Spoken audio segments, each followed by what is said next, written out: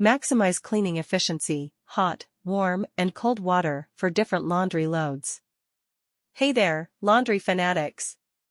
Welcome back to my channel, where we unleash the magic of laundry technology. In today's video, we're going to explore the incredible power of water temperature in achieving squeaky clean clothes. You won't believe the difference it can make. So grab your detergent and let's get started. When it comes to brightening up those pearly whites, hot water is your secret weapon. Hot water raises the temperature during the wash cycle, effectively breaking down tough stains and killing bacteria. Say goodbye to those pesky wine stains and hello to brilliantly white clothes. But wait, there's more. Hot water also helps to remove body oils, sweat, and other heavy-duty residues that tend to cling to white fabrics. It's like a spa day for your clothes. Now, let's talk about warm water. It's the Goldilocks of laundry temperatures, not too hot and not too cold. Warm water strikes the perfect balance, ensuring that your clothes come out looking fresh and clean without any color fading or shrinkage. When you're dealing with everyday dirt and stains, warm water is your go-to option. It helps activate your detergent, allowing it to penetrate fabrics more effectively.